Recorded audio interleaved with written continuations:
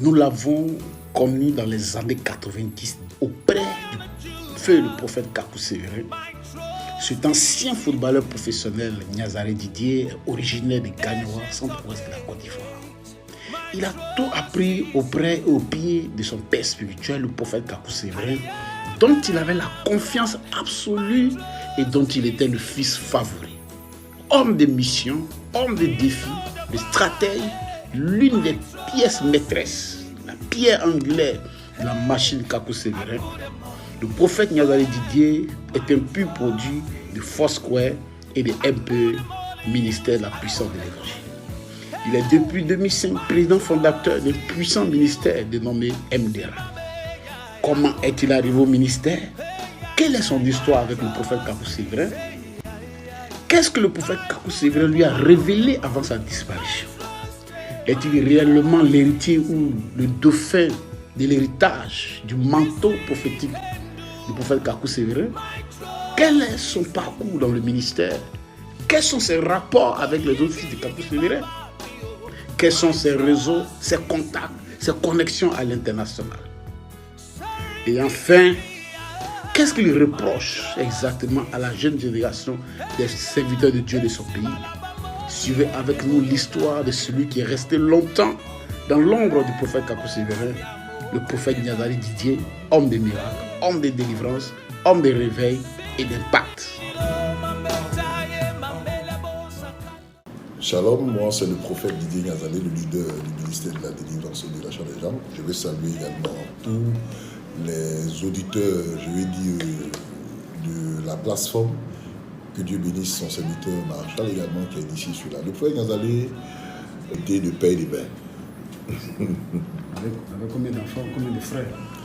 Je vais dire, je suis le quatrième, j'ai 9 frères. Voilà, je suis le quatrième, il y a l'aîné, Jérémie, Alfred, Dolores. Après elle, je viens en quatrième position. Elle vit en Europe. Je vais dire, je me suis converti dans les années 92-93 par là. Et avant cela, je vais dire une famille quand même chrétienne, père catholique et la mère évangélique. Mais celui qui dominait plus, c'était le père. Donc, il nous a fait comprendre qu'on devait aller à l'église, à l'école catholique. Donc, on a suivi toutes les traces quand même de l'église catholique. Pour être baptisé, il fallait suivre certains programmes catholiques. Et puis bon, je me suis fait baptiser. Mais c'est là que j'ai rencontré le Seigneur, le jour de mon baptême. Quand je me suis baptisé au catholique, voilà comment je vais faire la rencontre avec le Seigneur. Moi, j'étais purement catholique, mais avant cela, on a l'église baptiste Évry Mission qui a fait beaucoup d'activités à Abidjan, mais surtout à Yopougon-Sikoji. Donc, fils de Sikoji, tout petit, j'ai d'abord fait l'école du dimanche de l'église baptiste Évry Mission. C'était l'école du dimanche. Donc, je veux dire que l'école du dimanche, on amène ça sur l'inconscience, parce que étant tout petit. Et c'est là qu'après la persécution des parents, je suis revenu à l'église catholique et c'est là que j'ai suivi toutes les voies de catholiques sous la pression de mon père parce qu'il fallait en ce moment obéir aux parents et c'est ce que j'ai fait. Mais là où le Seigneur même va se révéler à moi, parce que ma mère détenait un petit secret concernant mon appel, elle le savait. Donc là où le Seigneur va se révéler à moi, c'est le jour de mon baptême. Le jour où je me suis baptisé, bizarrement, il y a une fête qui devait être organisée à la maison chez nous. Et la fête là, il y a eu l'incompréhension. C'est-à-dire, d'autres ont appris que c'était le samedi prochain. Or, c'était ce samedi qu'on devait faire la fête. Donc du coup, ça a échappé à plusieurs personnes. Et quand j'ai fini le baptême, au lieu d'être heureux comme tous mes amis qui fêtaient dans les quartiers, c'est moi seul chez moi à la maison. Là. Il n'y avait pas de fête parce que les parents se sont incompris. D'autres ont pensé que c'était l'autre samedi, or c'était ce samedi fixe là. Et tous ont été, n'est-ce pas, mélangés. Donc la fête, tout ce qu'on a préparé là, c'est resté entre nous à la maison et on n'a pas eu de fête parce que triste, tout le monde n'est pas arrivé. Mais j'entendais du bruit et bon, moi je me suis dit que je me suis baptisé et on nous avait donné une bougie, il fallait allumer la bougie. Bon, j'ai allumé ma bougie, j'ai mis ça dans la chambre, j'étais couché à côté et quelqu'un va se révéler à moi. Je vois une personne qui entre à ma présence. J'ai eu une frayeur. Tout a commencé à devenir bizarre autour de moi. Il dit, lève-toi. Et, pas dépendant de moi, mais une force me levait seul. Et il dit, viens avec moi. Donc, j'ai commencé à le suivre. Et on suivait le bruit, puisque à côté de moi, un ami qui s'est baptisé aussi, il s'appelait Delamas. Il s'appelait Delamas, c'était un Ayukru. Donc, on allait jusqu'à vers là où le baptême se faisait. Et j'entendais des bruits, c'était des chansons païennes, des trucs, il y avait, ça buvait là-bas, tout le monde, ça criait. Et il me dit, regarde de loin, une fosse. Il dit, regarde, et écoute, ce que tu entends là, est-ce que c'est de moi? Ce que tu vois là, tu penses que c'est un vrai baptême ça? Donc, du coup, mes yeux se sont ouverts. Et j'ai commencé à détester ce que je venais de faire. Et je suis rentré à la maison. Le lendemain, je suis une autre personne. Au lieu de retourner à l'église catholique, je cherchais maintenant dans une église où apprendre le chemin de celui qui s'est révélé à moi. Jésus, faut dire qu'on a grandi dans un quartier comme tout le monde connaît la Sikoji. C'est un quartier de bagarreurs, de battants, de violents, etc. Mais j'étais plus imprégné dans le football, plus imprégné dans le sport. Mais on assistait à des bagarres de quartier, à quoi j'ai participé également. Des bagarres de quartier, quartier contre quartier, avec des maquettes, des petites maquettes. On fabriquait comme des dabas, je vais des haches, avec des couteaux. Nous-mêmes, on fabriquait ça avec des choses de... Wow. Tu prends le truc du bonnet rouge, tu coupes de l'autre côté et tu tapes, ça s'aplatit, et puis on aiguise. On met un bois au milieu, on met déjà la pointe, ça fait hache. Parce qu'on l'a vu dans les films western. Donc, on se bagarrait des quartiers, et c'était des générationnels. Les plus petits aux plus grands. Les plus grands avaient le bagarre et les plus petits avaient le bagarre. Pourquoi? Parce qu'en ce temps, il fallait être un grand challenger. On se disait que c'est celui qui avait la force qui était promu par tout le monde, qui était vu par tout le monde, qui était encouragé. Et on se bagarrait. On avait une sale vie, quartier par quartier. Ce qui faisait qu'à un moment donné, on ne pouvait pas fréquenter l'autre quartier. Quand on t'attrape dans un autre quartier, on dit « Ah, voilà l'autre de l'autre quartier », ça devient une bagarre, ça devient... On te tabasse. Et vraiment, c'est comme ça qu'on vivait. C'était la Sikoji. C'était la Sikoji. Sikoji Katmadou. Il faut continuer le Katmadou, qui est connu par tous. Et c'est là-bas que l'église baptiste a commencé à lancer des évangélisations et des croisades d'enfants de plusieurs générations. Et c'est en cela que nous, on a été touchés. Donc, c'est les croisades de l'église baptiste qui ont, je vais dire, qui ont donné à toute cette génération de jeunes de prendre conscience de cette situation. Et on a des amis quand même qui ont fait la prison dans le vol, dans le braquage, parce que là-bas, on était ouvert à toutes choses. Mais c'est des choses auxquelles Dieu m'a fait la grâce dont je n'ai pas participé. Mais tu ne fumais pas? Non, je ne fumais pas, je ne buvais pas, parce que l'éducation en famille ne me permettait pas, parce que mon père était très, très, très tendu dans ce domaine. Lui-même n'a jamais fumé, n'a jamais bu. Mais je me dis qu'un soir, j'ai failli me faire avoir après une soirée, mes amis m'ont invité. Et pendant que je causais avec l'autre à gauche, l'autre à droite a mis, n'est-ce pas, de la boisson de l'alcool dans ma boisson. Et puis, bon, ça m'a mélangé en quelque sorte. Mais on ne buvait pas, on ne fumait pas, mais on avait une vie de bagarreurs. Voyez. Donc, après le passage de l'évangile de l'église baptiste de mission, on a changé d'itinéraire. Ce qui a pris la place, c'était le football. On a un groupe d'amis qui volaient, qui faisaient autre chose, mais nous, on a plus amplifié le domaine du sport, le domaine du football.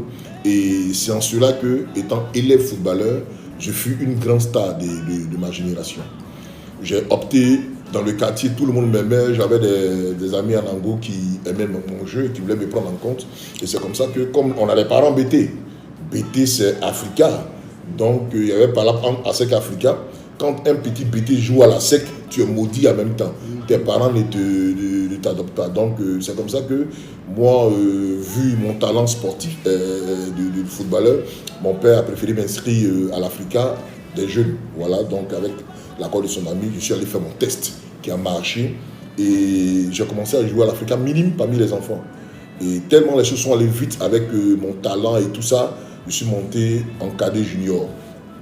Et c'est là que les choses vont aller un peu plus vite. Voilà, donc j'ai eu un parcours sportif où le cadre de l'Africa venait me chercher au quartier. Donc j'étais la star de mon quartier. Quand je passe, tout le monde était content. J'étais habillé en habit d'Africa. Le cadre venait me chercher devant la pharmacie Wakuboué. Et c'est là que je prenais le car pour aller, n'est-ce pas, m'entraîner ou aller au sport. Et j'étais même cotisé par l'ASEC. Il y a eu un jour par là entre les dirigeants de l'ASEC et les dirigeants de l'Africa à cause de moi. Pourquoi? Parce que l'année, là, Troussier faisait évoluer beaucoup de jeunes. On a vu les Samabou, on a vu les Guel Kirisoa. Donc, un grand dirigeant de l'ASEC m'a vu, m'a dit, ah, il faut venir à l'ASEC et je crois que ça va aider ton talent. Et c'est comme ça que, quand moi j'ai accepté dans le secret, mais mon père était visionnaire. Mon père était le directeur de Chaîne Pac en Côte d'Ivoire. Il était un grand de la Rose-Croix. Donc, il lisait dans la pensée des gens. Un jour, je viens à la maison, il me dit, si jamais tu joues à la SEC, tu es l'homme le plus maudit. Tu seras l'homme le plus maudit. Je dis, mais comment tu sais que je vais jouer à la SEC? Il dit, non, les dirigeants de la SEC t'ont contacté. Donc, ça faisait peur.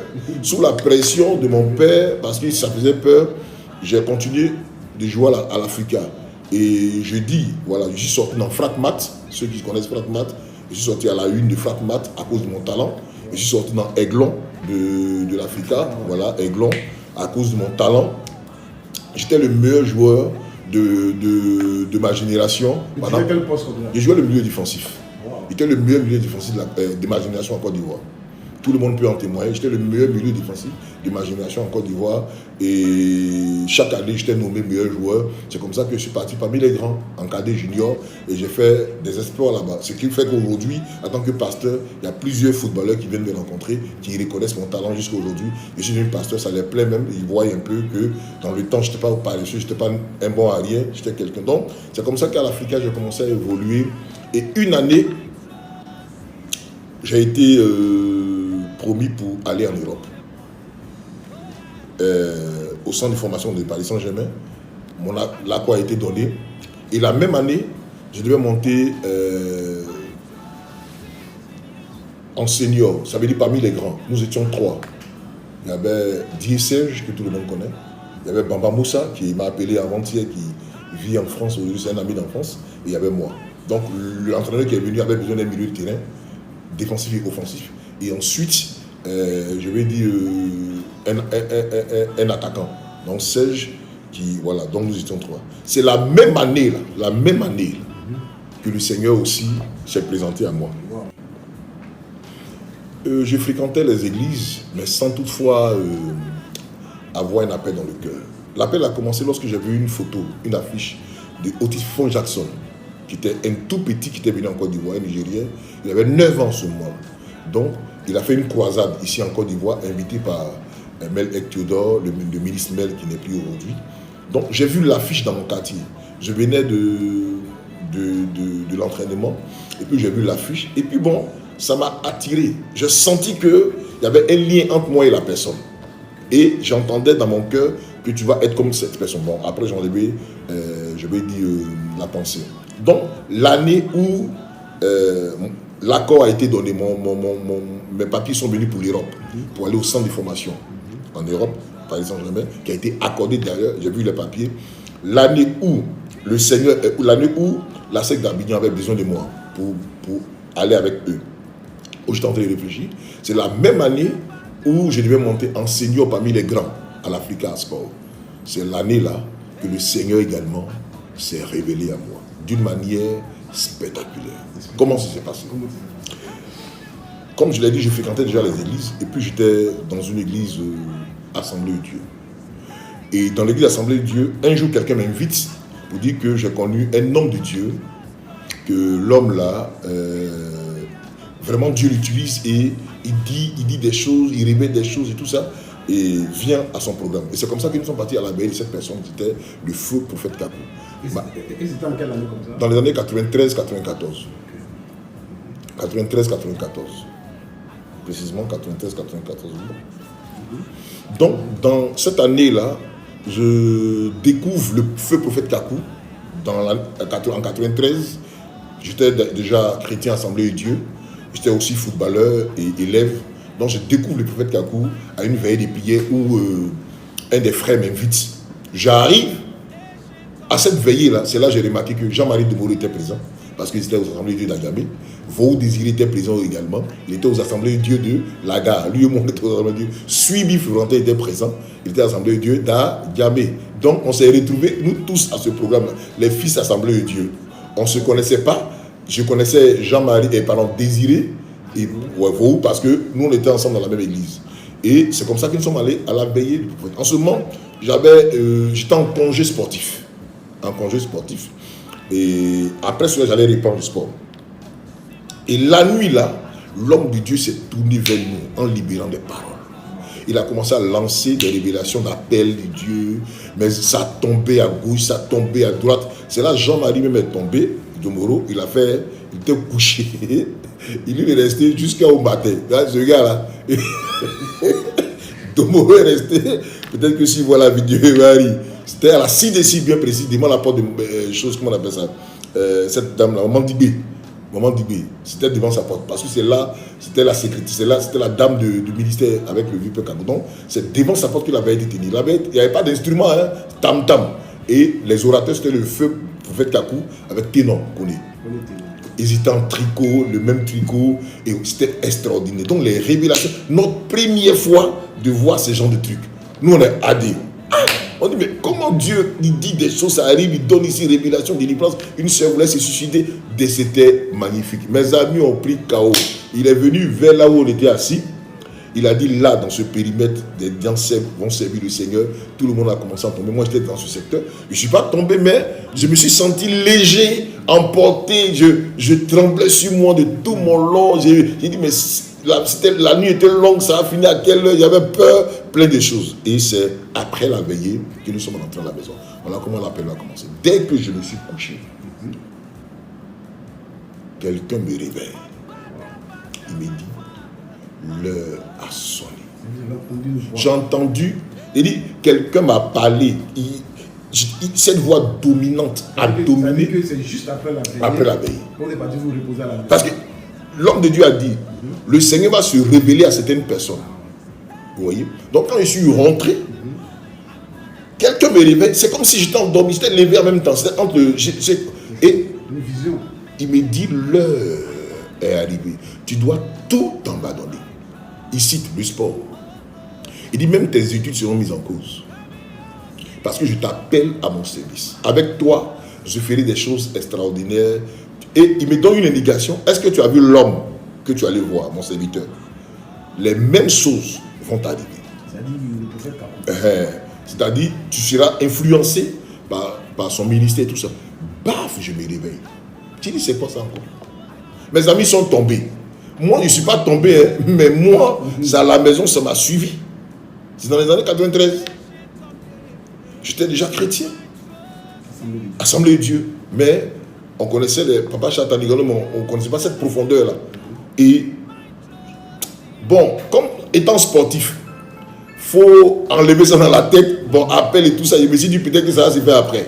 Et on nous appelle pour dire on doit reprendre le sport, mais il faut revenir à l'échauffement. Ça va reprendre bientôt. Donc on partait parmi les enfants, les minimes et tout ça, parce qu'il faut reprendre bientôt.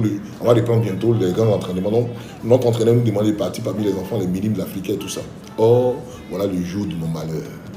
Dès que j'arrive au parc des sports, je me chausse.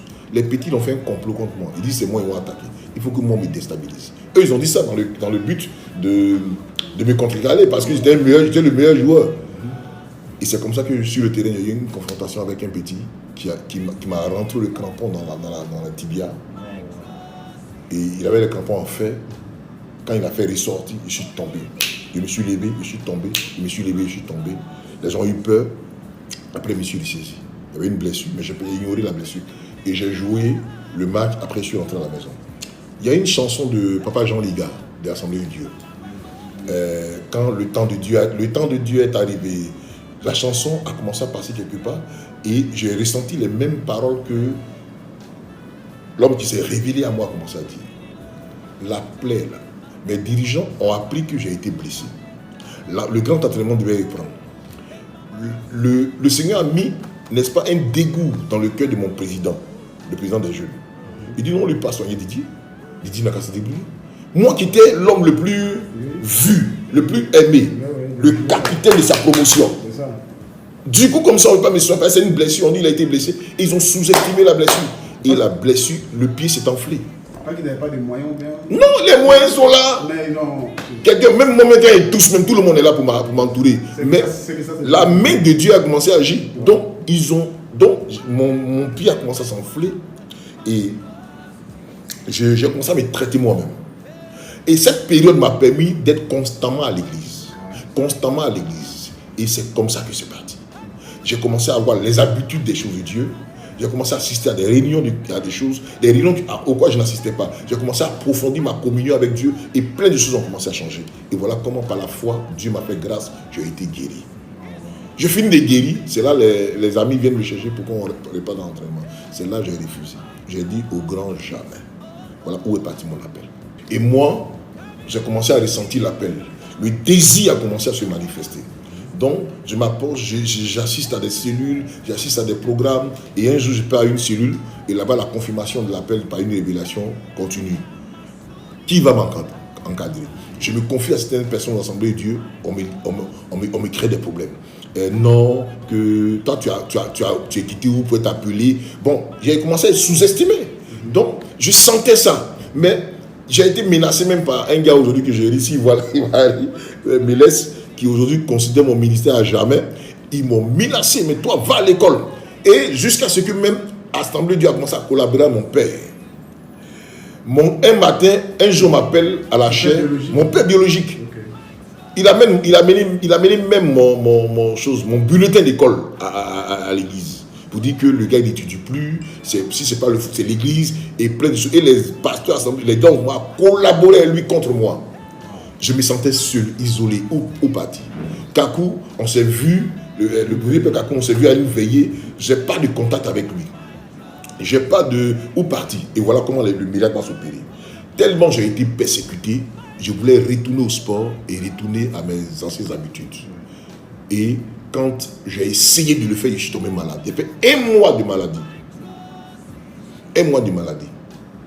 1 mois de maladie. Je repartais au sport. Tout le quartier était content de me revoir. Et 1 mois de maladie, j'étais couché. Voilà ce qui va se passer.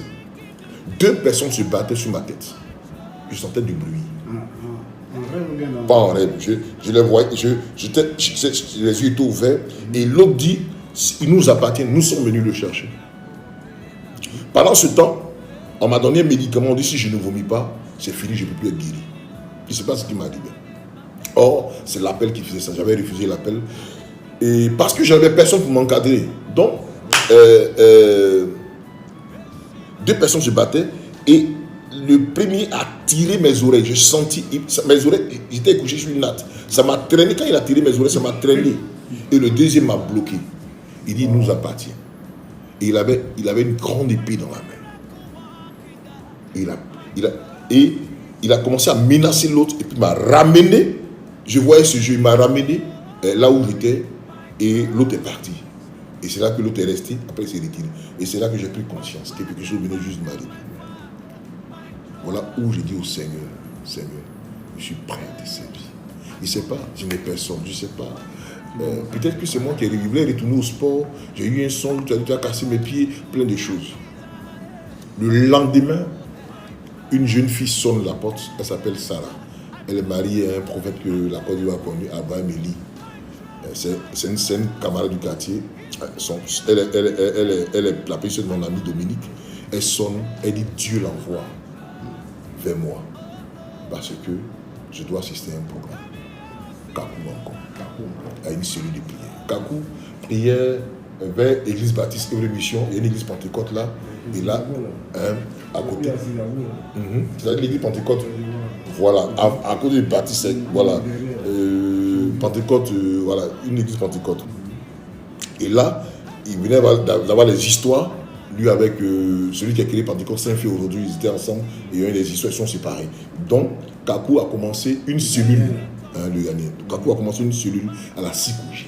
Donc, Dieu a dit à Sarah que son serviteur est en train de mourir. Il vient d'accepter servir Dieu, va le chercher. Donc, il dit comme en ancien temps, elle est venue à taper la porte. J'étais malade. Elle m'a pris ce jour, on est à la cellule. Tu grignotais même? Malade.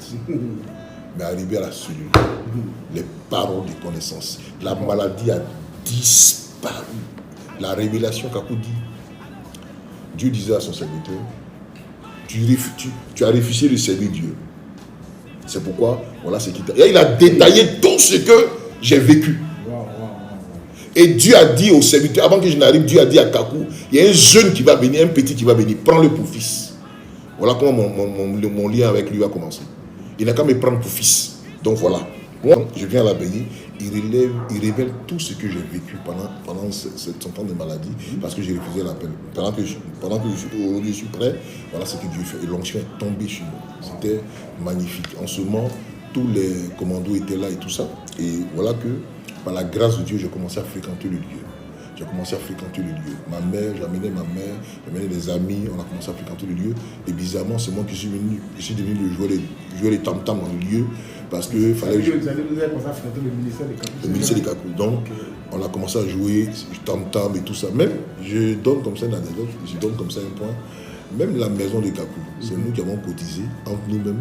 Et puis on a pris l'une de ces maisons, la CDC. Entre nous les jeunes, entre nous, on a cotisé la maison, fait 30 000 francs par 30 000 francs CFA. Mais c'est important du tout, en son temps. Donc la maison faisait 30 000 francs à la CDC. C'est nous, on a cotisé pour atteindre la caution, on a payé la caution. Et c'est la maison qui appartenait à la maman d'une des filles de l'église. Vous voyez, à la tante d'une des filles de l'église. Donc j'étais intégré dans l'église de Kakou. J'ai commencé à approfondir ma relation avec lui et tout ça. Donc je venais, mais je n'étais pas dans l'équipe proche en quelque sorte. Il fallait pas à pas. Et c'est comme ça qu'à la maison, mon père a su que je repartais à l'église. Il a menacé, mais il fait du mal. S'il ne sortait pas de sa maison, on allait m'empoisonner un matin. Et un jour, il ordonne que je sorte de sa maison parce qu'il me rappelle que j'ai repris le chemin de l'église. Sur une grande pluie, il m'a chassé. Donc, il vous a chassé? Oui, mon père m'a chassé de la maison. Et mes frères, pendant que je partais mes bagages, mes frères m'ont arrêté devant la porte, ils m'ont arraché tous mes bagages. Ils m'ont dit que Jésus pourvoit à mes besoins. Et je suis sorti de la maison. En ce moment, ma mère habitait vers la CDC. Et je suis allé chez elle, je lui ai fait comprendre la situation. Elle m'a dit, mais je ne vais pas te refuser. C'est comme ça que j'ai vécu chez ma mère. Mais je continuais à fréquenter le vieux Kakou. Et à cette période-là, j'ai commencé à m'approcher de l'équipe première. Vous voyez, il fallait faire des tests pour être commando, être parmi les commandos et tout ça. Et un jour, il y a eu une révélation qui demandait à ce que nous tous, on parte en jeûne. Et c'est comme ça que, en 1994, je suis allé à mon moment de jeûne de 21 jours. Vous voyez, j'ai tellement duré là-bas. C'est la même période que le vieux Père Kakou s'est marié. Et j'ai été, quelques temps après, le responsable de tous les commandos de Kakou en Côte d'Ivoire. Donc, ça m'a permis de connaître plein d'hommes de Dieu. Le vieux Père Kakou ne pouvait pas voyager sans moi. J'étais dans tous ces cortèges de voyage. Mais nous connaissons le prophète Kakou comme quelqu'un qui fait des grands croisades. Oui. Donc, en tant que responsable de commando, vous avez dit, toutes ces croisades-là, c'est vous qui gérez. Mais c'est moi qui gérais toutes les croisades. Il y a combien de personnes comme ça souvent sur votre équipe? Plus d'une centaine de personnes. Hein. Wow. Quand on se déplace, plus d'une centaine de personnes. Et c'est moi, par la grâce de Dieu, qui gérais toutes ces personnes. Vous voyez, la responsabilité est déjà là. Et il m'a fait confiance. Il était même le plus jeune, en quelque sorte. Donc, je me souviens, on est parti à Divo. Nous, on est l'équipe qui partons d'abord. Okay. On est les dévanciers. Et à Divo, j'étais parti avec mon équipe. On allait préparer le terrain et travailler avec les autres commandos sur le terrain. Et comment ça se faisait? Est-ce que le travail consistait à... Le travail, d'abord, veiller à ce que tout l'arsenal musical, tout soit en place. Programmer des temps d'évangélisation pour permettre à tous les groupes d'évangélisation de commencer à travailler sur le terrain et préparer le terrain en prière avant que le grand cortège n'arrive. Moi, j'étais toujours avec lui. Vous voyez, c'est là qu'il y a une petite jalousie qui s'est manifestée contre moi. Ah oui, c'est vrai, parce que tu as... Finalement, tout le connaît sur toi. Voilà, une petite jalousie s'est manifestée contre moi pour ne pas qu'il me nomme comme celui qui allait le seconder peut-être un peu à mon absence parce que j'étais tellement surchargé que j'avais piqué une crise de fatigue. Donc, pendant que j'étais absent, il y a eu un rapport qui a été fait contre moi, comme quoi que j'ai mis 2 serviteurs de Dieu, en parlant Jean-Marie Domoro et Gagné Pascal, ce qui n'était pas. Les 2 étaient en conflit, c'était des bons amis au départ, et les 2 étaient en conflit. Donc, il y a eu un programme où, à la cellule, c'est moi qui... J'ai le programme des serviteurs de Dieu qui doit passer. Sur mon programme, il y avait premier orateur, Gagné Pascal, deuxième orateur, Jean-Marie Domoro. Gagné Pascal, il gère quel ministère aujourd'hui? Aujourd'hui, j'ai PAC, la parole en action, qui est installé ici à Abidjan et surtout en Europe. Il vit beaucoup, il vit en Europe parce que c'est là-bas qu'il était avant, mais il est installé ici à Abidjan et à Beaunois. Il est du Beaunois et un ami que j'aime beaucoup, quelqu'un de très effacé, qui aime vraiment l'œuvre de Dieu. Donc, Gagné est en conflit, Jean-Marie. Donc, les conflits se sont retrouvés à la cellule. Moi, Diagui finit de prêcher, et puis il me demande de mettre fin à la cellule. Et puis Jean-Marie a suivi le mouvement au fait. J'ai dit non, voilà mon calendrier. Je faisais le programme avec le vieux Père Kakou, ce qui donnait un moment quand je faisais le programme. Donc, c'est la maman, je vais voir la maman, elle me dit non, Jean-Marie au programme. Je vais voir Demoro, il s'est fâché. Il a dit non, de mettre fin. Comme le gars dit, il n'a qu'à mettre fin. Donc, c'est comme c'est parti. Le mercredi qui a suivi, c'était Demoro qu'on a programmé. Donc, comme il n'avait pas fait le programme le mercredi, là, on a mis le mercredi suivant, il a fait son programme tranquillement. Et voilà comment les choses sont passées. Donc, à mon absence, l'un des serviteurs de Dieu que je devais citer, voilà, de peur de créer beaucoup de choses, est allé voir Kakou pour dire non, ton petit là. Parce que le monsieur m'aimait. Tout me réussissait. Il me mettait à l'épreuve dans tous les challenges qui marchaient. Vous voyez. Donc, quand il a piqué la crise de fatigue, pendant que j'étais absent, et ce serviteur de Dieu allait voir le vieux pour mentir. M'accuser à tort. Parce que le vieux devait faire le classement, nommer les gens, vous voyez, commencer à faire son programme. Parce que MPE devait être international. Vous voyez.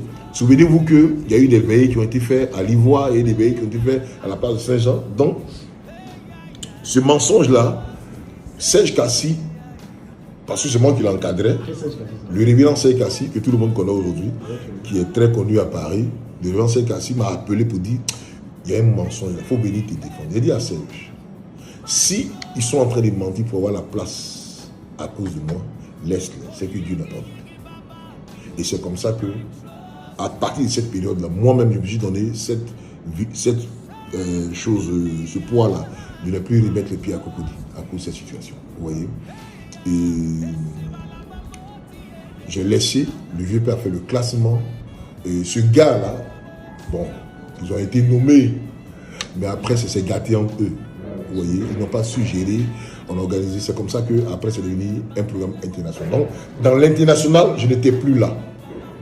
Vous voyez, c'est là que je n'étais plus, c'est là que je me suis mis à l'écart et c'est à partir de là que je me suis replié sur moi-même et j'ai commencé à avoir, n'est-ce pas, les idées et les choses ont commencé à se répandre, les gens ont cherché à me déstabiliser, à chercher à me mettre en conflit avec mon père spirituel à qui je n'ai jamais répondu.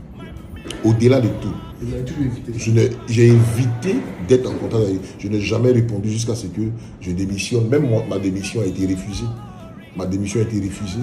Et le jour où il a donné son accord, c'est là que j'ai accepté la démission. Malgré que j'étais dehors, je travaillais toujours pour la cause de l'église Foscois, j'aidais toujours les églises Foscois à s'implanter, mais je voulais éviter quand même ce mouvement d'homme de Dieu, cette façon de faire, cette méchanceté de faire, là dont je me suis retiré.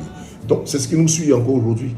J'ai gardé le silence. C'est pourquoi vous allez remarquer que Niazalé n'est jamais en conflit avec quelqu'un ici en Côte d'Ivoire. Parce qu'en tant que serviteur de Dieu, j'ai refusé d'être en conflit avec quelqu'un. Aujourd'hui, je suis en paix avec tout le monde. C'est ce que j'ai refusé de la fois passée. Donc c'est comme ça que je me suis replié sur moi-même. Et quand Dieu m'a révélé le ministère que je devais faire, je suis allé présenter ça au prophète Kakou, mais il demandait que je revienne à l'église Foscois. Il demandait que je revienne, non de revenir. Et pendant ce temps, il y a une équipe une église avec des missionnaires internationaux qui avaient mis la main sur moi.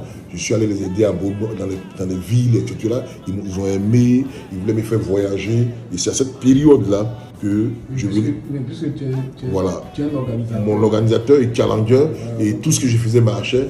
Donc Kakou voulait me reconquérir, le vieux père Kakou voulait me reconquérir. Il m'a convoqué à son bureau. Son bureau se trouvait à Sidessi, le Pougon Sidessi. Pendant ce temps, il avait un programme. Il avait 2 bureaux, ici à Cocody et puis à Yopougon-Sil ici. Donc, pendant ce temps, il avait un programme. Il revenait de France. Il avait un programme qu'il devait faire à Divo. Et il m'a dit que de venir, on va discuter. Dans son bureau, on a échangé. C'est là que j'ai appris qu'il avait des soucis avec un des serviteurs de Dieu à cause de l'ancien président Babo et tout ça. Que voilà, il était allé voir Babo, voilà, plein de choses. Donc, ce jour, on l'a causé. Et il m'a dit, quand je reviens, il faut qu'on se voie. Vie n'est plus jamais revenu. C'est là qu'il n'est plus jamais revenu. C'est là qu'il n'est plus jamais revenu. Comment vous avez vécu comme si c'était hier qu'on avait vécu ça? J'ai été frappé dans mon âme. Voilà ce qui m'a permis de revenir à l'église Foscois en flèche. Parce que je me suis appuyé sur sa dernière parole. Il m'a dit, Didier, reviens, on a besoin de toi. Bon, je pars Si je reviens, il faut qu'on discute, quel que soit tout ce que tu as. Même si on te donne l'argent ailleurs, moi, je suis prêt à ce que tu reviennes. J'ai dit, d'accord, moi, je n'ai pas besoin d'argent. Je lui ai même démontré qu'après le contraire, je venais d'Abangourou pour l'église Fosco d'Abangourou. Je partais toujours aider les églises Fosco. Donc j'attendais son retour. Pendant ce temps, moi j'habitais à côté à Nyangon, là où je gérais un ministère, etc. Et en 2001, le vieux père va au programme. À Divo, je reçois quelqu'un à la maison à une certaine heure, Edmond, le moyen Edmond, il vient me voir. Il dit non, je viens te voir parce que le vieux père lui a acheté quelque chose pour moi, viens en discuter. Et c'est là il me prend à l'écart. Il dit est-ce que je peux te voir? Il me voit à l'écart. Il dit on est foutu. Il dit comment ça? Il dit vieux père a fait l'accident. Il est déclaré mort. Mon Dieu, quelle tristesse. Je suis resté. J'ai repassé en vue tous ces films de notre vie ensemble. Marqué dans ma conscience, marqué dans mon esprit. Je voulais me baser sur sa dernière parole et laisser toute la gloire qui m'attendait. L'église où j'étais était une église internationale qui pouvait me faire voyager dans tout le monde entier. Mais j'ai jeté l'éponge. J'ai tout laissé. J'ai tout abandonné. Je travaillais avec des Américains qui venaient de l'Angleterre. Le gars m'aimait beaucoup. On a voyagé ensemble. Il a vu mon talent. Il dit, toi, je bouge avec toi. Mais la mort du vieux père a tout changé.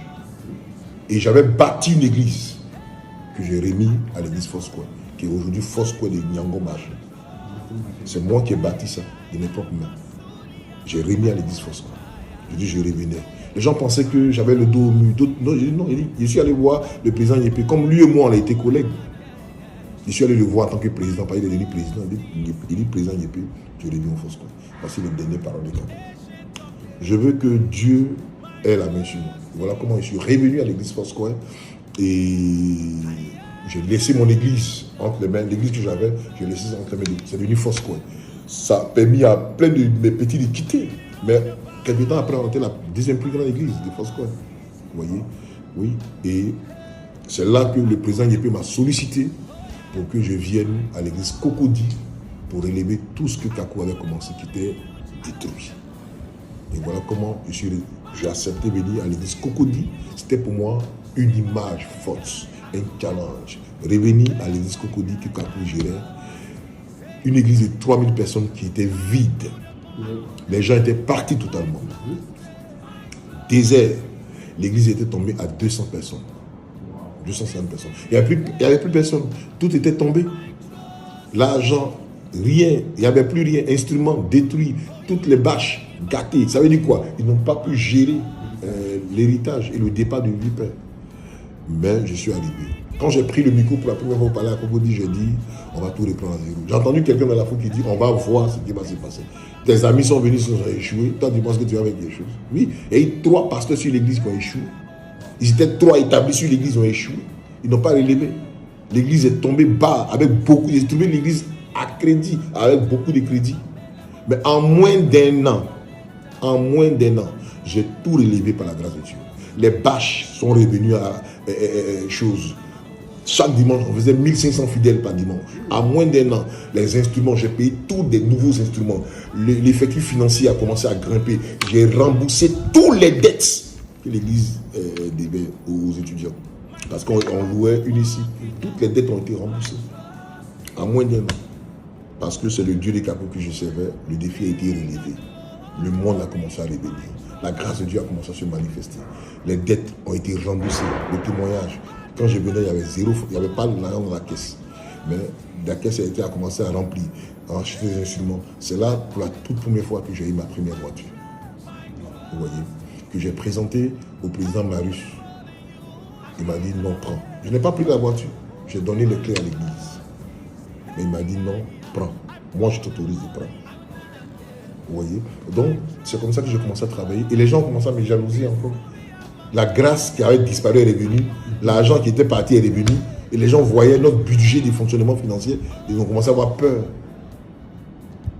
J'avais des pactoles d'argent dans ma poche par moment. Les fidèles qui me bénissaient, qui étaient contents de voir la grâce de Dieu. Et c'est comme ça que les persécutions sont revenues. Et on voulait m'amener, les gens voulaient prendre l'église, m'amener ailleurs, d'accepter de reprendre mon poste d'avant, psionnaire et tout ça. Bon, stratégie. Et voilà comment on ne s'est pas entendu, c'était un point. Et je me suis retiré de l'église définitivement. Mais cette fois-ci, c'était défini parce que Kakou n'était plus là. J'ai honoré sa mémoire. J'ai honoré sa parole. Mais les gens m'ont repoussé. Mais j'ai fait mon travail. En sortant de là, j'ai laissé des millions dans la caisse de l'église. Ça a été vérifié. Des millions dans la caisse de l'église. Je partais de l'église Foursquare. Même quand j'ai commencé, parce que ce n'est pas moi qui ai été chassé, c'est eux qui m'ont dit. J'ai dit, bon, est-ce que je peux être au Foursquare et puis commencer un truc à côté? On m'a refusé.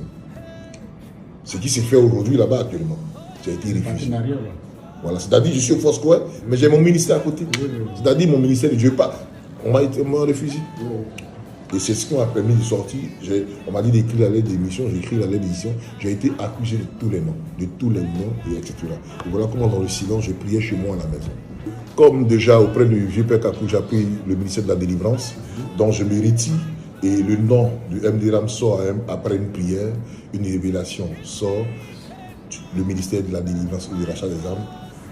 Chose que j'ai fait, le logo et tout, mais je ne priais pas encore, j'étais à la maison.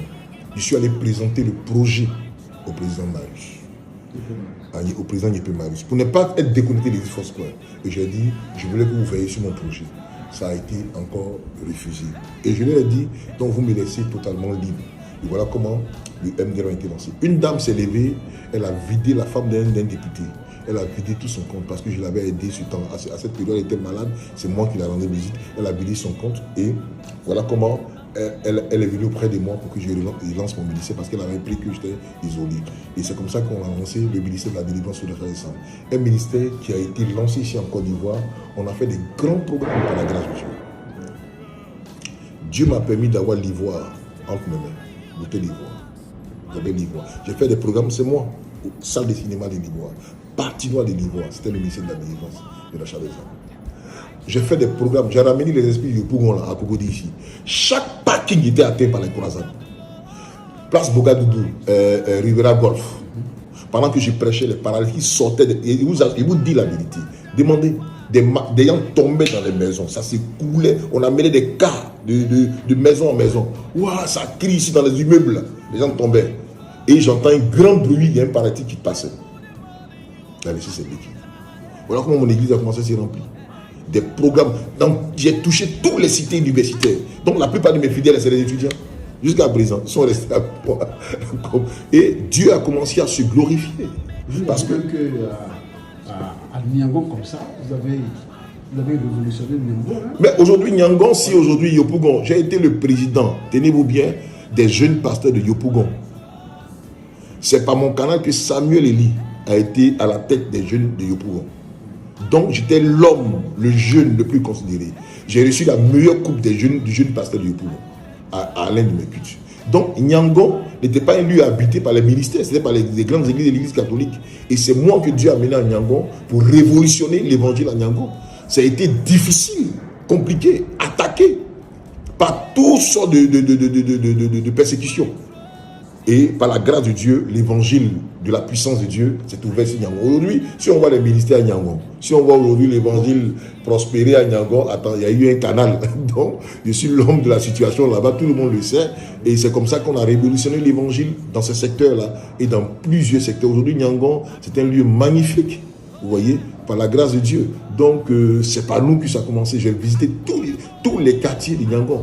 Jusqu'à aujourd'hui, il y a mes fils à Niangon établis, etc., qui sont encore à Niangon, qui sont dans plusieurs églises en ce moment. Donc voilà comment ça s'est passé.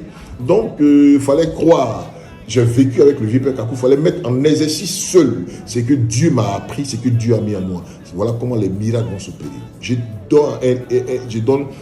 Quand on parle de miracles, aujourd'hui les miracles sont créés, fabriqués. Ce n'est pas de ça qu'on parle. Regardez un peu. Demandez Foursquare 2003, quand je suis revenu. 2003, quand je suis revenu. Après la mort du vieux père. Convention ici à Cocody. Je prends le micro, mon thème, tu es un dominateur.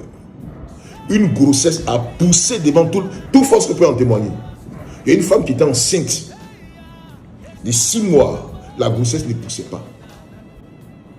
Parce que quand elle prenait la grossesse, ça restait, ça tombait.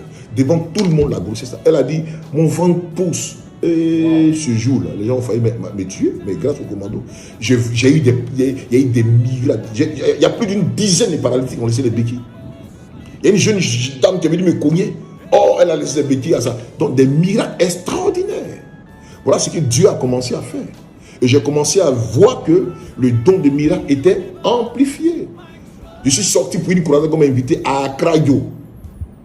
Dabou, tout le monde a informé. Ce lieu où les sorciers existent. Où les sorciers sont venus dire qu'ils ont appris qu'un pasteur, un jeune pasteur est venu des choses de fond. Ils vont venir à mon programme. Les cas dont il y avait ce jour-là, c'était une rencontre des géants. Mais Dieu s'est tellement manifesté. Comment Dieu va les épater? Un paralytique à des kilomètres qui entend ma voix. Ils l'ont laissé à la maison pour venir au programme. Il dit, j'entendais, le pasteur dit, si tu crois aujourd'hui, la main de Dieu descend sur toi. Il dit, seul dans sa chambre, il a commencé à croire en cette parole. La chaleur est descendue sur lui. On a au programme, puis on attend. Wow. J'ai dit, mais c'est quoi? On cherche à... Pourtant, on cherche à comprendre. Il y a une famille qui dit, leur oncle qui était paralysé à la maison vient de les trouver au programme. Comment Dieu va confondre des sorciers à Akradio? Aujourd'hui, demandez à Akradio pourquoi les églises ont évolué dans ce village. À Dabou, après le passage de Yobo Sidney, Dieu m'a fait la grâce de Dabou, secouer Dabou, pour que la faveur de Dieu se manifeste. J'ai parcouru presque toute la Côte d'Ivoire. Vous voyez? Donc aujourd'hui, quand tu es auprès d'un homme de Dieu et que tu as suivi les voies de cet homme, il faut rester dans le challenge. Le programme qu'on a tenu à Bassam, l'un des miracles dont je vais dire à Bassam, quand le programme a commencé, on a fait un programme avec 45 églises là, cette croisade-là. Il y a eu tellement de miracles qui sont opérés. Je voyais, pour emprunter ma voiture, c'est-à-dire quand je finis le programme, pour aller à ma voiture, je mets 1 heure du temps d'abord. Parce que tout le monde me bloque. Je me souviens, il y a une dame qui a mené son malade, une dame, un paralysé. Elle dit, touche, pardon, papa touche. Quand j'ai touché le malade, la fille s'est levée devant tout le monde. Et je me souviens de ce miracle-là qui a permis au pasteur de, je vais dire, de Bassam de me donner un diplôme de reconnaissance. Il y a une jeune dame qui est venue avec un enfant mort dans son ventre pendant 4 mois. Elle allait faire la consultation à l'hôpital. Le docteur dit l'enfant est décédé. Il faut qu'on enlève l'enfant. On évacue l'enfant. La grossesse avait 4 mois. L'enfant est décédé. Qu'on enlève l'enfant. Comme elle ne voulait pas, l'enfant était en train de... Les réactions de décomposition se manifestaient dans son ventre. Quand Dieu m'a donné la révélation pendant qu'elle était là, il y a une jeune dame ici qui est partie à l'hôpital, voilà, tu as pris une... Et la révélation a été donnée, elle s'est levée. Elle a montré même son ventre, tout devant tout le monde. Et moi, il y a eu peur du ventre même. Il dit, mais on a entendu le micro. Elle dit, non, le docteur dit l'enfant est décédé, papa. Ça fait 1 mois qu'on m'a dit ça. Mais elle est croire que quelque chose peut se passer. Parce qu'elle a trop souffert pour prendre grossesse. Elle ne veut pas laisser ça. Même elle s'apprêtait même à mourir, même elle a grossesse. C'est là que j'ai dit, avec ta foi, devant tout le monde, dès que j'ai touché son ventre, il y a eu une réaction, c'est-à-dire, il y a eu comme quelque chose là, il y a eu une secousse, et puis elle est tombée. Elle se lève, et je prononce la parole. Cet enfant va vivre. Aujourd'hui, allez demander le résultat. L'enfant est né. Et les délivrances, ça dit qu'on sait que le prophète Niazalé nous a connu comme un nom de délivrances. Oui, les délivrances. Dis-moi un peu, quelles sont les quelques délivrances qui nous ont vraiment marqué aussi? C'est qu'il y en a beaucoup, hein.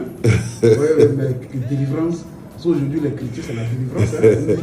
Quand on n'est pas délivré, il y en a tellement de, il y en a tellement de cas de délivrance. Je prends un cas spécifique. Une jeune fille qu'ils ont amenée à mon église à Cocody, de l'autre côté à la Palmyra, folle, très folle, elle a dit folle, folle. Aujourd'hui, elle est devenue étudiante, folle. On amène la fille, je n'ai même pas prié pour elle. La seule parole que j'ai prononcée, parce que dès que j'ai vu le cas, j'ai détecté, Dieu me montre que c'est un lit, ça y est, détecté d'où venait la situation. J'ai dit, ça va aller. Je l'ai touché, puis j'ai dit aux enfants dans la porte. Dieu libère la petite par la délivrance qui a été opérée. Elle revient, elle repart là où elle est quittée, elle revient, le cas se manifeste. Je dis aux parents, ne l'amenez plus. On dit où elle est quittée, on dit à Korogo, son pas. Et non, elle va plus à Korogo. Dites à son pas qu'elle va fréquenter Abidjan ici. Ils font tous les papiers. Et j'ai dit, regardez ce qui va se passer. Je l'ai touché jusqu'à aujourd'hui. Le mal a disparu. Elle a été la meilleure de celle qui était en retard à l'école. Elle était la première de sa promotion. Elle est sortie meilleure. Elle a eu son BPC, elle a eu son bac. Son grand frère est pasteur. Peut-être que s'il dit le nom, ils vont persécuter par le petit a trop copié de l'heure. Donc, regardez un peu ça en délivrance. Je prends un peu un cas comme Amen. Pendant que j'ai fini un enseignement à mes petits, ils ne m'ont pas dit qu'ils ont reçu un cas qui est mort. Et je leur donne, Dieu m'a, à force de pratiquer la délivrance, il y a des démons que le Seigneur m'a révélés qu'aucun pasteur ne connaît. Personnel. Je prends un peu un démon qu'on appelle le démon masonique, qui gère les chrétiens. Ça veut dire quoi? Il rend les chrétiens maso. C'est lui qui amplifie les souffrances. Il y a quelqu'un qui aime souffrir, c'est-à-dire, ce démon-là, je sais comment le gérer. Vous voyez? Il y a un esprit de mort qui est très approfondi, mais il s'assoit dans la dent des saints fidèles. C'est dans le songe que Dieu m'a révélé celui-là. Et dans ma pratique de délivrance, je sais comment je gère ça. Donc, j'ai expliqué un peu au domologue de l'église, il était en train de donner une formation. Ils m'ont caché depuis 9h, les gars priaient pour une fille. J'ai fait mon enseignement depuis 18h, il est 20h, 21h. C'est là, les gars me disent, papa, vraiment c'est bien. Il y a une fille là, elle ne se réveille pas. Elle est morte. Il dit au petit là, waouh, c'est quoi ça? On arrive, elle est sous l'hangar là-bas. Sa maman, je touche les pieds, c'est froid, glacé. Je touche comme ça, rien n'est bas.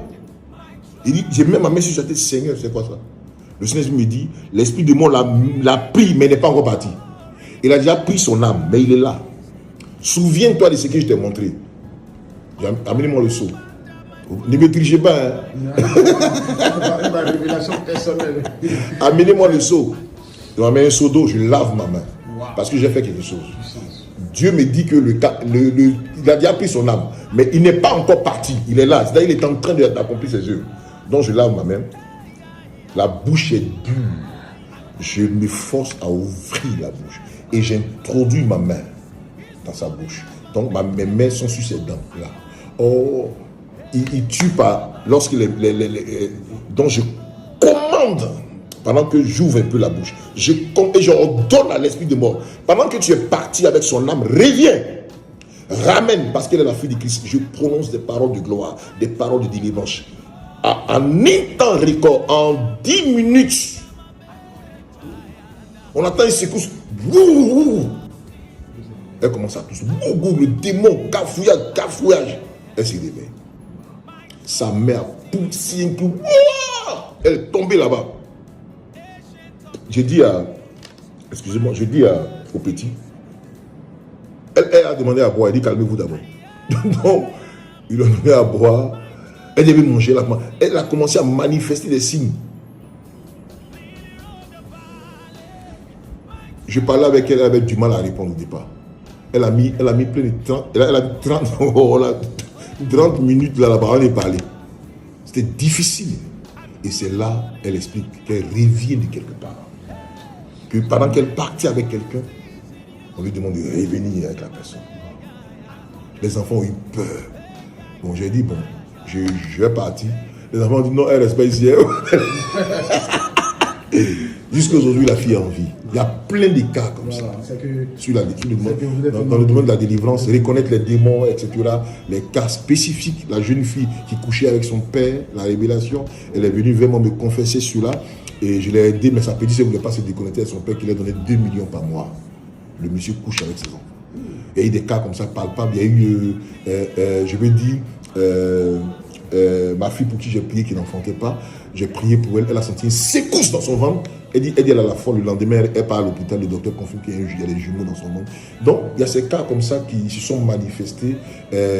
Mon peuple peut en témoigner. À l'hôtel communal, pendant que je prêchais, des poudres d'or sont descendues dans la salle. Ce qui s'est passé ce jour-là, des guérisons miraculeuses. Toute l'église en témoigne. Et ceux même qui ont reçu Marie Gado, la petite fille de Gado, elles sont venues à mon culte.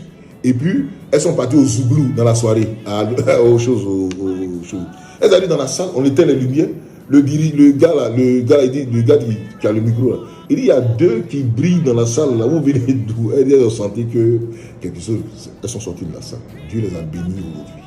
Il y a une même qui n'est même pas dans le Seigneur. Ma fille, qui est mariée à un gendarme, paralysée à la maison, elle est priée pour que la grâce de Dieu, elle arrive à la maison, les poudres d'or sont baissées sur les pieds de son mari. Aujourd'hui, il a un banc. Si vous voulez, on le cherche, il marche aujourd'hui. Sa femme, Léon, est dans mon église, elle chante dans mon église. Vous demandez à Léon, elle témoigne. Voilà comment Dieu a commencé à nous faire grâce, faire descendre des miracles. Il n'y a pas longtemps ici, chez moi à l'église, un soir, je prêchais sur la foi. Et pendant que je prêchais, les enfants remarquent que toute ma main est envahie. Là, toute ma main. Des choses brillaient. Toute la main, les poudres d'eau, c'est revenu, c'est descendu sur moi. Le taf, non, c'est pas possible. J'ai senti une onction forte. Vous voyez, donc, il y a ces merveilles de Dieu comme ça que le Seigneur, c'est signe que Dieu opère. C'est signe que Dieu opère. Combien de fois au téléphone, des gens qui ont été guéris. Cette femme à Bruxelles, pendant qu'elle m'écoutait au téléphone, on parlait. On la soulevait pour aller comme ça aux choses, comment on appelle ça, dans la douche. Mais après une proclamation à Bruxelles, au téléphone, elle s'est levée sur elle a commencé à marcher. Combien de fois Dieu a commencé à guérir des gens. La délivrance systématique, aussi compliquée que Dieu a libéré. Vous voyez, j'ai prêché sur le mariage. Les gens se sont rencontrés, 28 ans de séparation. Ils se sont rencontrés juste mon programme. Ils sont remis ensemble, ils sont mariés aujourd'hui également. En tout cas, il y en a donc, tellement de témoignages sur la délivrance. C'est pourquoi je vais exhorter tous ceux qui m'écoutent. Le bon respect, c'est ce que Dieu nous a donné. On a des pères. Il ne faut jamais, quel que soit ton père, il ne faut jamais te dire que non, le gars, non, respecte, obéis les principes. Il ne faut jamais avoir affaire à un père qui t'a éduqué dans la foi. Je vais dire que quand le temps, sur le plan international, arrive, on ne force pas les choses. Dans le temps, plusieurs personnes venaient me faire voyager parce qu'ils voyaient l'onction, la grâce de Dieu. Je suis parti à l'ambassade à plusieurs reprises, dans les ambassades, ça n'a jamais marché. Le gars me dit, mais comment tu fais? On a tous les papiers, etc. Soit, il y a un petit... Ce n'était pas encore le temps de Dieu. C'est pourquoi je vais dire à un serviteur de Dieu, ne force pas. Quand le temps de Dieu va arriver, il y a des choses. Aujourd'hui, là, quand Dieu a ouvert l'action sur le plan international, aujourd'hui, j'ai le visa de tous les pays. Tous les pays. Dieu me fait la grâce de voyager. Dernièrement, quand je suis arrivé aux États-Unis, les pasteurs, le groupement des pasteurs des États-Unis ont appris que j'étais là. Ils m'ont programmé directement dans les églises. Pourquoi? Parce que j'étais là en quelque sorte. Aujourd'hui, la grâce que Dieu m'a fait sur l'Europe, j'ai même une église en Europe par la grâce de Dieu. Je suis allé, ça a été fondé comme ça par la grâce. En moins d'un mois, on était monté à plus de 100 personnes. Et Dieu a commencé à faire grâce.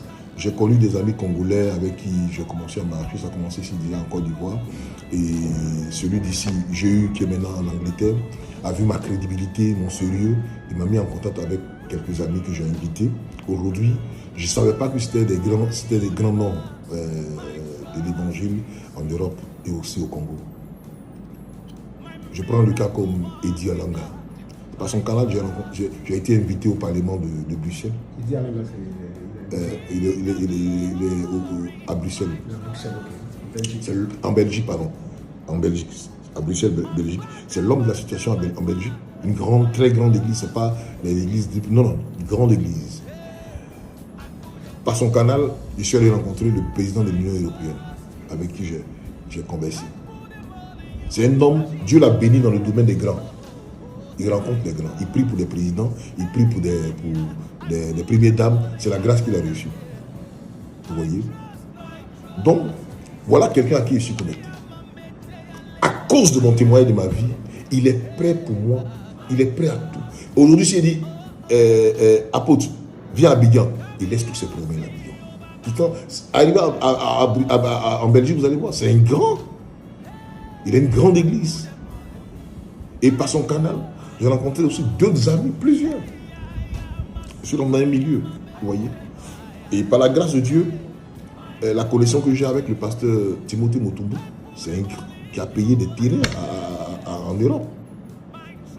Quand on parle de Chama, c'est l'un des grands pasteurs congolais. Et aujourd'hui, les Kalkenza. Donc, je suis rentré dans un milieu de grands pasteurs congolais, des personnes qui craignent réellement le Seigneur. Et nous partons de réseau en réseau. Invité, c'est-à-dire l'ami de l'autre. Aujourd'hui, quand on dit, ah, c'est Niazali, tu marches avec Niazali. Bon, moi, ça me groupe à cause du témoignage. Et aujourd'hui, Dieu m'a fait grâce. Cette grâce-là, je suis prêt à aider plein de jeunes. Et je l'ai déjà fait, je continue de le faire. J'ai permis à plusieurs personnes de prêcher dans les grandes églises en Europe. Vous voyez, j'ai permis à plusieurs personnes d'être en contact avec des églises, pas des moindres. Dernièrement, un jeune serviteur de Dieu, dont je vais taire le nom, peut-être Pasteur Serge. Vous voyez, le professeur Serge qui est aujourd'hui en France, il est en ce moment en France. Aujourd'hui, il est rentré dans mon canal à Moïse en France. Mais il a prêché dans les... C'est comme si il y a longtemps qu'il était en France. Mais il a fait une tournée pas possible. Les gens m'ont appelé pour dire, mais tu es en train de détruire l'enfant. Non, c'est Dieu qui le fait. Et c'est Dieu qui le fait. Aujourd'hui, j'ai des connexions en Afrique du Sud, des amis congolais, des grandes églises. Vous voyez, mon programme cette année 2020 était chargé. Aujourd'hui, c'est vrai, nous sommes rentrés dans cette situation de maladie et de coronavirus, mais je pense que les choses vont redécoller après. Donc voilà un peu la connexion. Quand tu n'es pas pressé, Dieu te t'ouvre les portes. Aujourd'hui, en Europe, j'ai mon mot à dire. J'ai mon mot à dire. Je n'arrive pas pour commander l'église de quelqu'un. Non, jamais de la vie. Je ne lutte pas derrière l'église de quelqu'un. Tout est accompli quand j'arrive par la grâce de Dieu. J'ai tout à ma disposition, tout ce qu'il faut. Pourquoi? Parce que j'ai des amis qui ne sont pas des moindres, mais des grands. Et avec eux, je rencontre encore des grands et des grands. Comme l'un des grands me disait, mes églises sont ouvertes. Il est versé d'église. Il dit, mes églises sont ouvertes. Toi seul, tu peux venir prêcher. Il m'a révélé même que c'est lui qui a aidé l'un des grands parce que c'est encore du voir. Vous voyez? Donc, quand tu es crédible, c'est sérieux.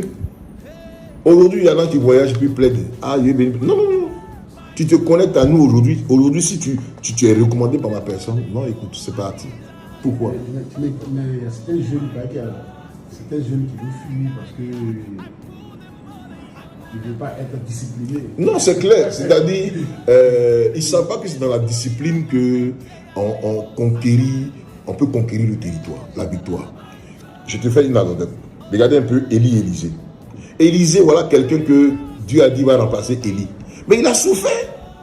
Il a souffert. Juste même pour prendre le manteau là. On dit, si tu me vois partir. Mais il a souffert. Et quand il a réussi, il était aigri. Il a commencé à chicoter, il a commencé à dire, il a maudit, il a souffert. Donc aujourd'hui, les jeunes gens là, quand ils s'approchent, non, Satan beaucoup fuit. Parce que quand ils voient qu'on fait des temps de prière, je vais te mettre dans un challenge de programme, ils n'ont dit, mais le prophète, c'est une machine, ça là vraiment, c'est la paresse. À moi seul,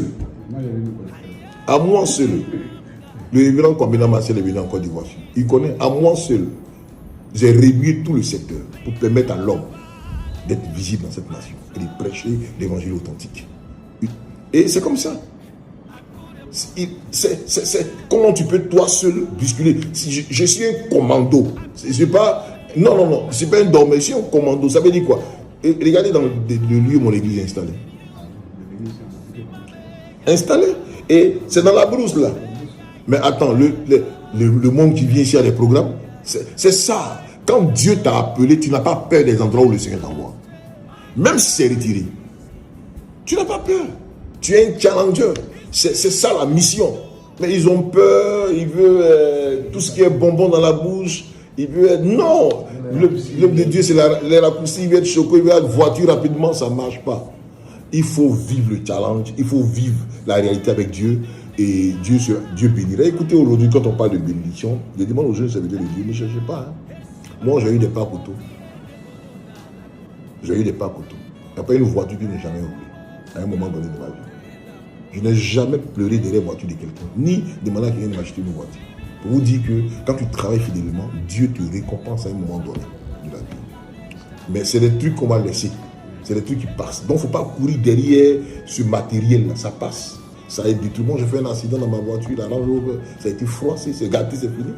Donc tout ça, ça s'est détruit. Ça passe sur la terre là. La meilleure des choses, c'est de chercher son salut et d'être un homme crédible. Parce que nous, hommes de Dieu, on sera sévèrement jugés.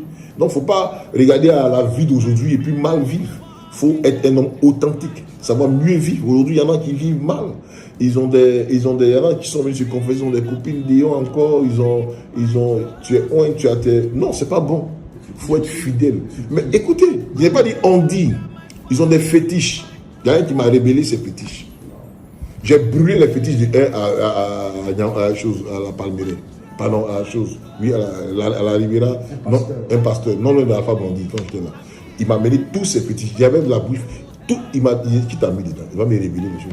Donc, il y a un pasteur qui dit, moi, je suis contre lui, je ne l'aime pas, qui dit qu'il est féticheux. Mais il n'a qu'à dire pourquoi. Il sait, c'est bon. J'ai brûlé Canary. Le petit est venu avec beaucoup de médicaments. Et tu as enlevé ça. Il dit, on m'a mis dans le réseau. Il dit ce qui lui a fait peur. Quand il a mis les fétiches à la maison chez lui, ses enfants ont commencé à tomber malades et sa femme. Mais c'est une vérité. Et j'ai pris. Les petits qui ont brûlé les fétiches sont encore là. J'ai préféré aller brûler ça dehors. Mais je le voyais à l'église et puis à un moment donné, il a fui. Il est retombé dans la même chose. Vous voyez? Donc c'est vrai. Ils prennent des fétiches, ils ont des fétiches, ils ont des connexions, non seulement ils prennent des fétiches, mais les fétiches ne sont pas trop forts. Hein. Mais en plus des fétiches, ils font la marmaille. Ils mentent dans les prophéties parce qu'ils ont une équipe avec qui ils travaillent. Donc c'est comme ça. Sinon, les fétiches sont pas, ils prennent des fétiches. Et il y a des fétiches, il y a beaucoup de réseaux négatifs. Ma relation avec des pères, c'est une relation authentique et merveilleuse. Il n'y a jamais un père qui me refuse quand j'ai besoin de lui. Et les pères, dernièrement, j'ai été même le parrain des pères. Parrain de la remise des diplômes de papa, je vais dire, l'Assemblée de Dieu, là, où tous les pères étaient présents. Donc, ma relation avec les pères, c'est une relation parfaite. Ça veut dire quoi? J'ai un respect pour eux, je respecte le ministère, je respecte dont ils sont les dévanciers, je respecte ce qu'ils savent, ce qu'ils connaissent. Mais en même temps, je suis prudent dans beaucoup de choses. Pourquoi? Parce que j'estime que les fédérations en Côte d'Ivoire sont appelées à promouvoir le nom de Jésus-Christ et à permettre à l'évangile d'avancer. Mais aujourd'hui, ce qui m'a retiré, ce qui m'a mis un peu à l'écart, il y a tellement de choses qui se passent dans les fédérations, tellement de chocs. On a l'impression qu'on est là-bas pour de l'argent, on est là-bas pour un réseau quelconque, etc. Et ce qui fait que... Pour les politiciens. Oui, pour les politiciens, parce qu'on voit les bagarres financières. Ça se voit aujourd'hui. On fait pas là, parler c'est mon tour. On fait pas là, parler c'est mon tour. Non, je ne vais pas être dans une fédération. Je m'excuse. Je respecte la fédération qui existe. Mais en même temps, je me dis qu'un travail cohérent doit être pour permettre à l'évangile d'avancer en Côte d'Ivoire. Pourquoi on ne nous considère pas? C'est ça le problème. Quel est le rôle des fédérations? C'est ça, clair. Mais aujourd'hui, bon, on crée des situations parce qu'on doit être en face de l'État, du chef d'État, parce qu'on aura quelque chose. Après, l'autre se fâche, tel parle ici, l'autre parle ici, à cause d'argent, moi, il n'a pas touché ça, il n'a pas touché ça, plein de choses. Donc voilà, c'est quel rôle aujourd'hui jouent ces fédérations en Côte d'Ivoire? Aujourd'hui, la guerre des voyages sur Israël, non, c'était moi, non, c'était nous, plein de choses se passent. Bon, je ne sais pas pourquoi les fédérations. Donc, moi, je pense que je considère ces fédérations, je respecte quand même. Je suis en relation avec tous ces présidents des différentes fédérations qui m'aiment beaucoup, qui me reçoivent quand je viens à leur bureau, on parle. Mais souvent, les choses sont souvent mal encadrées, ce qui fait que je suis en même temps, je vais dire, je respecte en même temps ce qu'ils font, mais je suis à l'écart en quelque sorte. J'observe toujours. J'observe. C'est mon souhait que cela se passe bien, vous voyez. Donc, pour moi, je me dis que on est fédération, on se met ensemble pour une cause. On devait voir la promotion de l'évangile en Côte d'Ivoire avancer dans les meilleurs sens, dans les bons sens. Il ne faudrait jamais qu'on soit indécé ici dans ce pays, d'avoir bouffé l'argent de l'État dans des conditions bizarres, etc. Ou bien fait par là parce que j'étais à la tête. Moi, j'ai vu ici, quand il y a eu le Haut Conseil, on a vu ce qui s'est passé dans les journaux. On a vu ce qui s'est passé.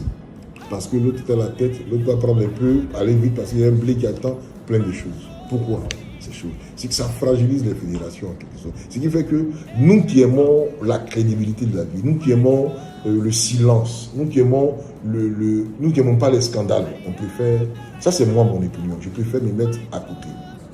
Mais je considère ce qu'ils font, je considère ce qu'ils sont en train de...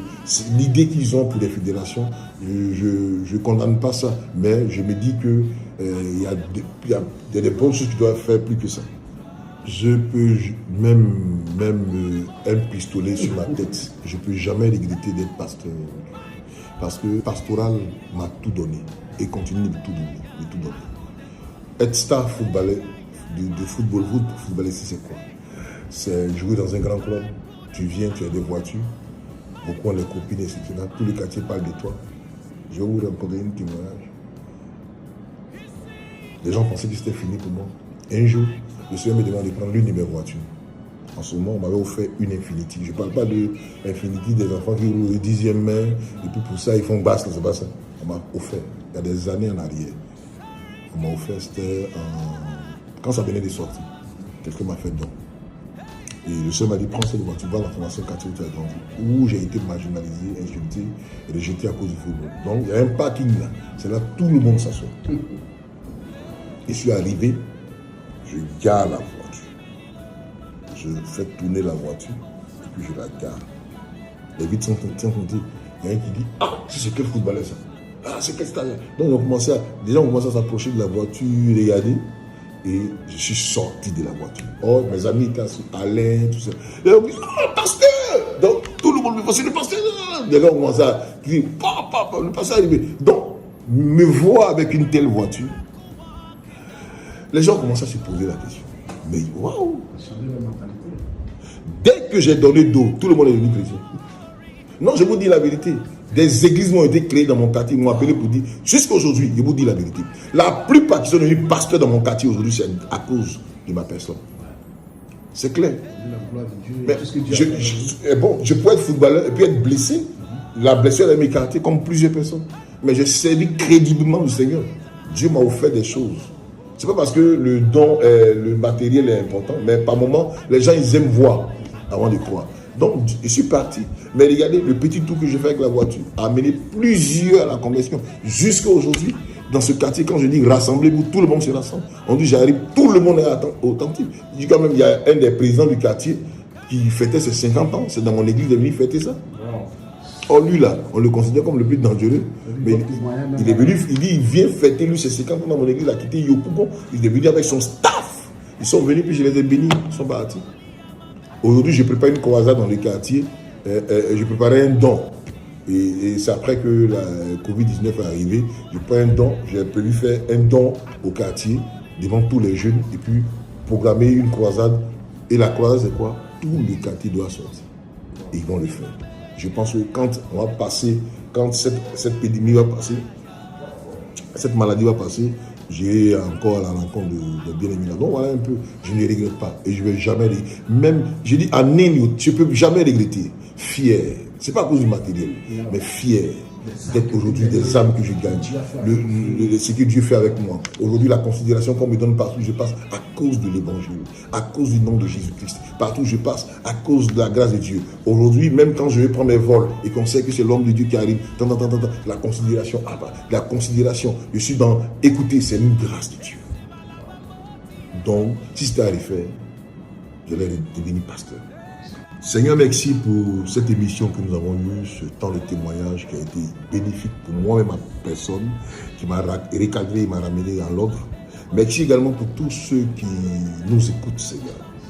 Je proclame qu'au nom de Jésus-Christ, tu étends ta main de gloire et tu permets à tous ces oins qui écoutent ce témoignage, réécouter ce témoignage, de revoir en fait la situation et d'être réanimés par la parole de Dieu. Comme Jean pouvait le dire, le zèle de ta maison me dévore, Seigneur. Que nous nous lèvons pour l'œuvre. Les âmes meurent, les gens périssent, les gens vont à l'égarement. Je prie que chaque homme de Dieu ait le fardeau, ô Père. Pas le fardeau de l'argent, pas le fardeau du matériel, mais d'abord de sauver les âmes.